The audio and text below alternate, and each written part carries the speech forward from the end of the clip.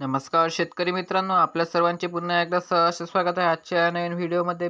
तर मित्रांनो, पीक विमा 2024 संबंधित एक अतिशय महत्त्वपूर्ण बातमी समोर आलेली आहे. बातमी सविस्तर जाणून घेण्यासाठी व्हिडिओ शेवटपर्यंत नक्की पहा.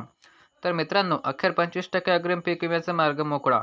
यवतमाळ जिल्ह्यातील शेतकऱ्यांसाठी ही महत्त्वपूर्ण बातमी असणार आहे.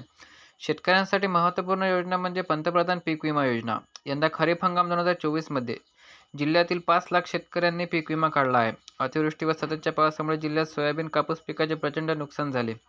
जिल्ह्यात 10 तालुक्यात अतिवृष्टीची नोंद करण्यात आलेली आहे. कृषी मंत्री धनंजय मुंडे यांनी नुकसान झालेल्या जिल्ह्यास 25% आगाऊ पीक विमा हा मंजूर करण्यात आलेला आहे असे सांगितले होते.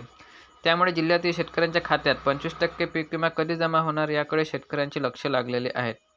त्यामुळे लवकरात लवकर पीक विमा खात्यात जमा करावा अशी मागणी शेतकऱ्यांच्या वतीने करण्यात येत आहे. जसे की शेतकरी मित्रांनो, आपल्याला माहितीच आहे, यवतमाळ जिल्ह्यामध्ये अतिवृष्टी व सततच्या पावसामुळे प्रचंड प्रमाणात सोयाबीन, कापूस पिकाचे नुकसान झालेले आहे. त्यातच आता 25% पीक विम्यासाठी यवतमाळ जिल्ह्यातील 10 तालुके हे पात्र ठरले असून त्या 10 तालुक्यातील शेतकऱ्यांना याचा लाभ मिळणार आहे आणि त्या 10 तालुक्यातील शेतकऱ्यांच्या खात्यामध्ये सरसकट पैसे हे जमा केले जाणार आहे. म्हणजे ज्या शेतकऱ्यांनी तक्रार नोंदवली सुद्धा नाही पण पीक विमा काढला आहे, अशा सर्व शेतकऱ्यांना पीक विमा हा दिला जाणार आहे. तर मित्रांनो, आपण आता जाणून घेऊया की 10 जिल्हे कोणते असणार आहे आणि कोणते शेतकरी यासाठी पात्र असणार आहेत.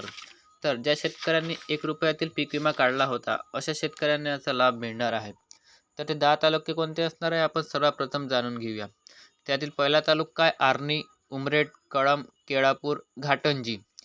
तसेच झरी जामणी, दारवा, दिग्रस, नेर आणि पुसद या 10 तालुक्यातील शेतकऱ्यांना 25% अग्रिम पीक विमा हा मंजूर करण्यात आलेला आहे.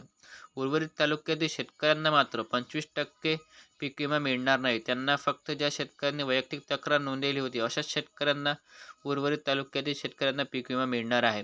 तर ही होती यवतमाळ जिल्ह्यातील शेतकऱ्यांसाठी एक छोटीशी माहिती. तुमचं काही कमेंट असेल किंवा प्रश्न असेल तर आम्हाला कमेंट करून नक्कीच सांगू शकता. चला भेटूया पुढच्या व्हिडिओमध्ये. धन्यवाद.